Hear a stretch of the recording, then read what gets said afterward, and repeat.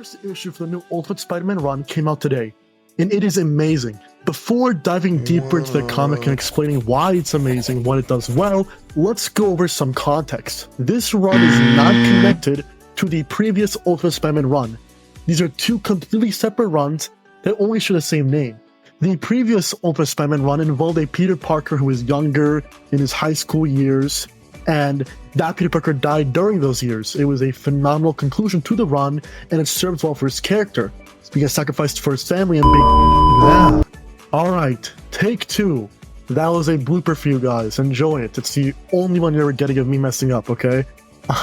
But, you know, in spite of how Captain America treats him, in spite of how the world around him treats him as this hero who's not ready, who's not prepared to become anything more, through his sacrifice for his family, for his loved ones, for the entire world, literally killing himself at the age of 16, a child who hasn't even started his life yet, sacrificing his own life for their sake, he proves to be an everlasting hero who will continue to live on through their memories and through what he's done for them. It is the perfect conclusion to the run and to the character. There is no need for them to go back to that. There's no reason for them to continue that. There's none at all. That's it. It's done, okay? Let's not make the same mistake that Miles. That was indeed the right choice. This new run goes over an older Peter Parker who is in his adult life and is far more mature and grown up. Same with Mary Jane, same with J. Jonah Jameson, same with all the characters. And the run perfectly shows that. Peter and MJ's chemistry compared to the Zeb Wells run is just far better. It's just a fresh breath of air, to be honest. Having her embrace him and love him, right? Understand him on a deeper level, you know, despite the fact he puts him this face, this persona. Despite the fact he puts him this face, this persona of satisfaction, she understands him. She understands what he needs, okay? And she accepts that. She's not petty. She's not willing to, you know, take that and use that against him, right? Vice versa, he's not petty either. He doesn't hold on to any grudges of past conflicts, okay? Unlike in the Zeb Wells run, where that mess, symbiotes, revenge, Spider-Man who laughs, BS. Peter and MJ barely show up in this issue, yet they still give us chemistry that I personally have not seen in a long time in a Spider-Man piece of media. They establish this deep and passionate relationship between the two of them, okay, where they're able to understand what the other one needs and accept that and embrace that and back each other up, support each other. They're able to properly communicate with each other, tell each other their feelings, like how they're afraid of hurting each other with these changes in their lives, like Peter embracing his new destiny. Yet they're still able to reassure each other and support each other despite that.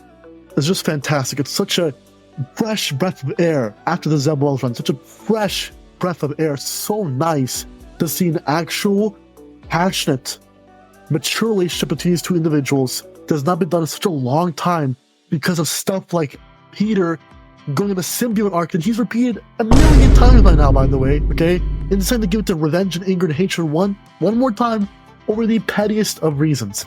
It's so much better, such a fresh breath of air, okay? Thank the Lord to do something different, something more unique, something that will hopefully go in a good direction. While all of Peter's dynamics are a fresh breath of air, like his dynamic with J. Jonah Jameson, who he is able to be vulnerable and honest with regarding issues like Uncle Ben, which contrasts the usual dynamic between the two, where Peter is usually hiding secret identity from J. Jonah Jameson, and as a result, J. Jonah Jameson, you know, hates Spider-Man and is a bit hard on Peter and a bit cold toward him, and that makes Peter feel uncomfortable with, you know, expressing his emotions to him, being honest with him, being vulnerable with him. So this is a nice change of pace compared to the usual dynamic between the two characters. The same can be said for Uncle Ben, a character who usually isn't alive for these universes. He gets patched pretty quickly. But here he is alive, and not only are they showing the deep relationship between him and J. Jonah Jameson, two individuals who have so much compassion and care for each other, they're willing to quit their jobs for each other, but they're also showing how Peter and Uncle Ben are similar. Both of them put personas to make themselves seem happy and satisfied on the exterior with their lives, with their losses, okay, with their conflicts they're going through, okay? Peter with, you know, his hole in his life from, you know, not having Spider-Man, and Uncle Ben from the loss of M.A. But despite that, they're still able to be brutally honest and raw with each other, right?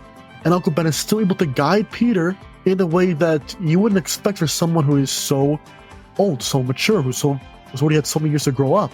And so it's really good to see how, even in adulthood, just like many of us who grow up into adults and yet the parental figures in our lives still guide us and help us out. And we try our best to do the same thing for them. And at the end of the day, while we experience similar conflicts, similar issues, your age, take 300, whatever. I cannot count how many times I've done this, okay? So, going back to what I was just saying, okay? Your age does not define you. It does not define your ability to help other people, to guide other people, and it does not define your ability to be helped by other people, to be guided by other people. It goes both ways. On that note, it does not define your ability to change your own life, to have ambitions, and to change your life in a way that you were not able to when you were young.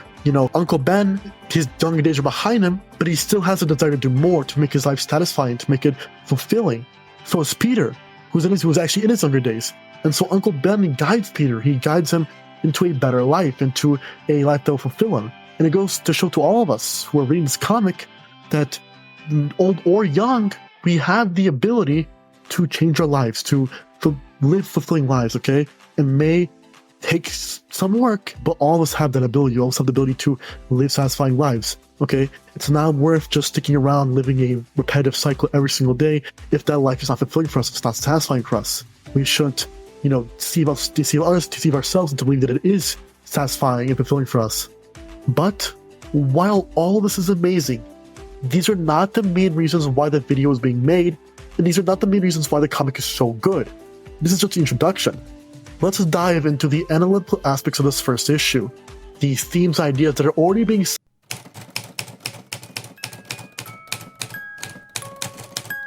Unlike what many Spider-Man fans may tell you right now, the world that Peter lives in is not a perfect world.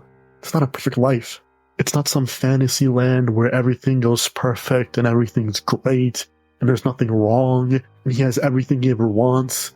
That's not what this is about. Despite Peter having everything in this run that he usually does not have in other media, like Uncle Ben alive, a family of Mary Jane, a good relationship of Jonah, there are still things he loses, still people he loses, like Aunt May.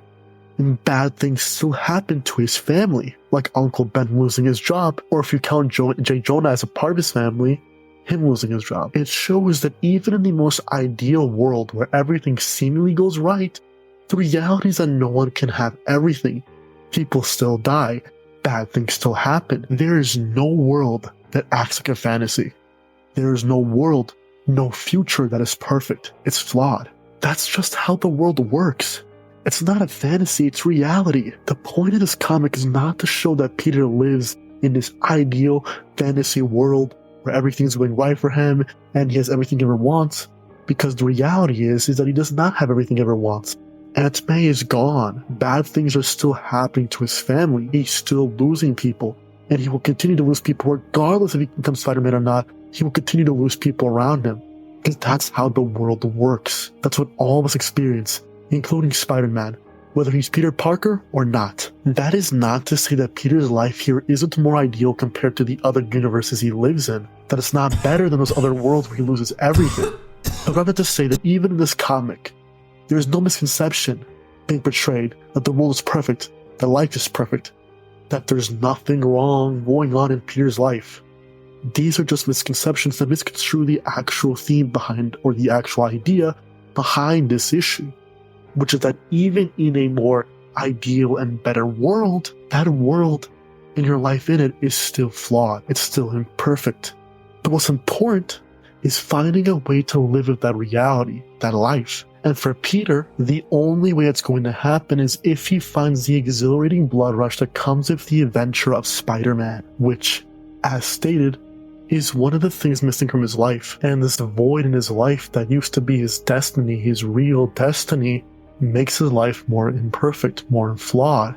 It's not a fantasy, it's not an ideal world, it is a flawed world. And Peter, to overcome it, to persevere through it, resolves to grasp onto the destiny that will introduce a better change into his life and make his life more satisfying and fulfilling, that will help him keep going on. And this is very similar to what many of us have to deal with in the real world, because even though we're not Spider-Man, even though our destiny is not to be Spider-Man, for some of us, for a lot of us, The best way to deal with our flawed lives, our flawed world, with the loss we experience in this world, is to find the things that make us happy, the passion and the destiny that we want, so we can live our lives to the fullest. Just like Peter finds the destiny and passion that he wants, so he can live his life to the fullest. And isn't that what Spider-Man is all about? Spider-Man is about that realism, that relatability. As Spider-Verse has said before, anyone can wear the mask. That doesn't just mean that you can go out and overcome insecurities like Miles Morales did in the movie, or they can go out and help people like Miles Morales and Peter Parker have done in the past. But it also means that Spider-Man, Peter Parker, Miles Morales, all of them live in the flawed and real world that we live in, not literally, metaphorically. And in that world, they experience the same struggles and conflicts that we do, and they overcome it in the way that we should. This idea of not being able to have everything one wants especially applies to Peter's final choice. Peter cannot have everything. He may need to sacrifice something, whether it be introducing greater conflict into his life with his villains, so that he can have what he wants, which is that blood rush that comes with being Spider-Man, or worst case outcome that no one wants, that he loses someone as a result of his choice to be Spider-Man. Something is going to give. Maybe not his family necessarily, but Peter is aware of the potential consequences of his choice. Hence why he says, quote, "I don't know that I can just blow everything up just because I want my life to change," end quote. Obviously, this quote comes into response to Uncle Ben talking about starting a new business, but as Peter says, this is about something else. He is talking about something else, and that is the choice he has to make. A choice that could blow up everything if he makes it. But in spite of what could happen, Peter is still willing to go through with it, because he's aware of this fundamental fact that to live a satisfying and happy life isn't to live a life where you have everything and everything is great, but rather a life that is conflicted, flawed, imperfect, yet satisfying and fulfilling. A life where one wants to help everyone they can and take care of the ones they love, but are also content with who they are and the path they're going on. A life where things can go terribly wrong. A life full of risks. But to Peter, and to many of us, to live a satisfying life is take these risks, whether it be in a minor form like texting the girl you have a crush on and confessing to her, or going out and becoming Spider-Man.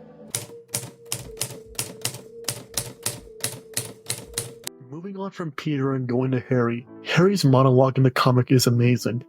It goes like this, quote, "It's because in that moment, the entire world was just a ball, me and my dad. Like that was the only thing that mattered. Like I was the most important thing in the world. And now I will never be able to make another memory of him. But I have to be honest, I'm not sure that I'll ever be able to move on or get better. Because when I'm all alone in the quiet of the night, it isn't angels I hear singing. I hear a ball hitting a glove. I hear screams and sirens. I hear all this crying and pain because our future was stolen. In exchange, all we got was memories." Harry's monologue is so great because of how it challenges a common idea presented in a lot of media out there. Usually, in media like Attack on Titan with Zeke and Armin, the trivial moments of your life, like playing catch up with your father, are shown to be very meaningful on a personal level, despite how meaningless it is to the overarching world. And it is those meaningful, trivial memories that help people move on, overcome their loss, and experience a better future. Recognizing that such small, seemingly insignificant moments in life are more significant than anything else helps make life worth living. Many people wouldn't mind being reborn just so they can relive these moments again. But while this theme is usually used to create some type of positive development for a character, or to create some type of good message, like Zeke, who finally sees the beauty in the world, and finally sees the beauty these trivial moments offer to the people who live in this world, and as a result, follows Armin in his plan to defeat Eren. But in Harry's case, he has already taken this idea to its limits and challenged the implications of it, showing how this idea could easily cause someone to deteriorate rather than help someone heal. Yes, these seemingly insignificant moments make life worth living. Yes, those trivial moments are meaningful, and yes, Harry would love to relive those moments again, but he can't, and the rest of them can't either. Those small moments mean the world to them, yet due to the deaths of their loved ones, they can never get those moments back. In Harry's eyes, the fact that these trivial moments were meaningful is something that torments him with grief, realizing that he will never get those moments back no matter what, and that the future he wanted, where he could experience more of those moments, is now gone. Those memories are not something to be happy about. They don't make life better. don't make it easier for Harry to move on. They make life far worse. They make it far, far harder for Harry to move on. And that's very realistic in a way that other media may not be, because for a lot of people, that's what they would feel. They wouldn't magically feel happy because they remember the small moments with their dead parents, like shopping with them or playing ball with them. They would feel unfathomable grief because they know that they can never relive those moments again. They can never recreate those moments again, even though they so badly want to. Now, that's not to say that Harry, or anyone else, is justified in becoming a horrible person because of this, but rather that when experiencing these stages of grief, those seemingly insignificant moments that mean the whole world to us would actually torment us and make us feel far deeper anguish than ever before. Unlike in many former media where the meaning behind the little moments in life are used to make a character heal and overcome, here with Harry, it shows the very real possible consequences behind the existence of those little moments and how they can just as easily cause someone to collapse. Covering some extra stuff now, like some visual characterization, some parallels. There's the parallel between Harry and Peter, where both of them are losing someone in this run, with Peter losing Aunt May, and Harry losing his father. But unlike Harry, Peter actually moves on, or is going to move on from that, through becoming Spider-Man and fulfilling that hole in his life, and overcoming the flawed reality he lives in, whereas Harry supposedly becomes a Green Goblin, and allows himself to be tainted, to drown in this hole of darkness. He's unable to move on. He's stagnated. He's just getting worse and worse and worse. He's deteriorating. And why is this happening? Because he cannot come to terms with the life he lives. Like he himself said, he cannot move forward. So in hopes of either trying to move forward, or trying to fill the void left by his father's death, or trying to make other people stagnated just like he is, because he can't come to terms with the fact that they can move on and he can't, he goes out and becomes a Green Goblin, having one character find a way forward, a better change for their life, and resolving to move forward on that path, and the other who cannot find a way forward, and as a result deteriorates into this horrible person. Just goes to show how this flawed, imperfect, real world that we live in can lead each of us down different paths.